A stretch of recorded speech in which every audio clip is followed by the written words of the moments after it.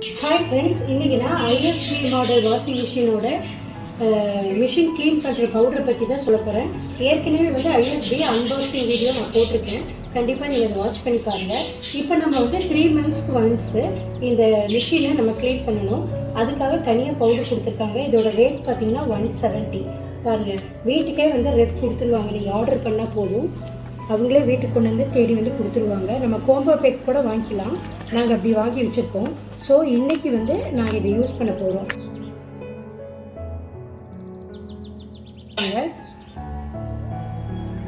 So இப்போ நான் இதை கட் பண்ணிவிட்டு எங்கெங்கே யூஸ் பண்ணணும்னு சொல்லி போடுறேன்.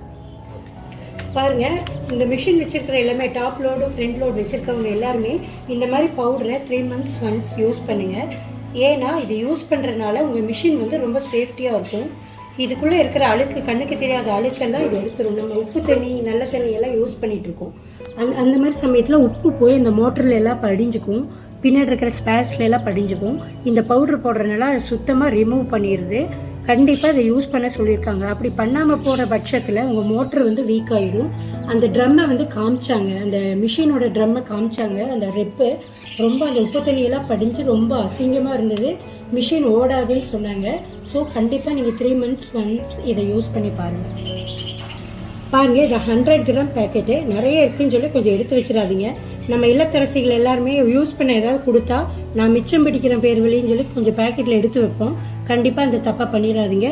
இது ஃபுல் பேக்கெட் போட்டால் தான் ஃபுல் எஃபெக்ட் நம்மளுக்கு கிடைக்கும். இப்போது ஃபஸ்ட்டு எங்கே போடுறதுன்னு சொல்லி காமிக்கிறேன் பாருங்கள். பாருங்கள், நம்ம யூஸ் பண்ணுற அந்த லிக்விட் போடுற இடம், அப்புறம் அந்த கம்ஃபர்ட் போடுற இடம், இது வந்து நீளம் போடுற இடம். எக்ஸ்ட்ரா நம்மளுக்கு தேவைப்படனா அங்கெல்லாம் போட்டுக்கலாம். இது ஸோ இங்கெல்லாம் இப்படி போட்டு விட்ருங்க. இதில் இருக்கிற ஸ்டெயின்ஸ் எல்லாம் அதை எடுத்துரும். அப்புறம் இந்த டோர் ஓப்பன் பண்ணிவிட்டு இந்த டோர்லெல்லாம் இப்படி போட்டு விட்ருங்க பவுடர் மாதிரி. அப்புறம் இந்த இதுலலாம் பார்த்தீங்கன்னா பாருங்கள் எவ்வளோ அழுக்கு இருக்குன்னு, இந்த அழுக்குக்கெல்லாம் போட்டு விட்ருங்க.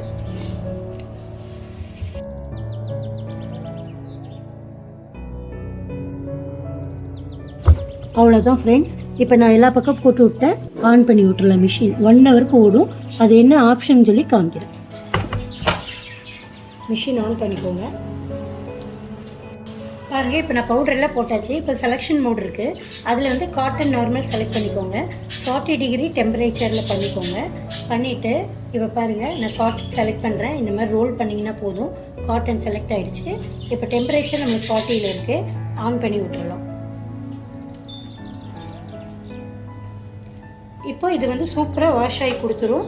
நம்ம வந்து வாஷ் பண்ணி முடிச்சுட்டு இது ஒரு நாள் ஃபுல்லாக இந்த டோர் ஓப்பன் பண்ணி வச்சுக்கணும்னு சொன்னாங்க.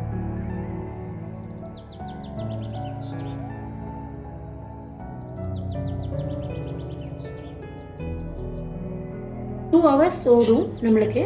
அது வரைக்கும் வெயிட் பண்ணுங்கள். அவசியம்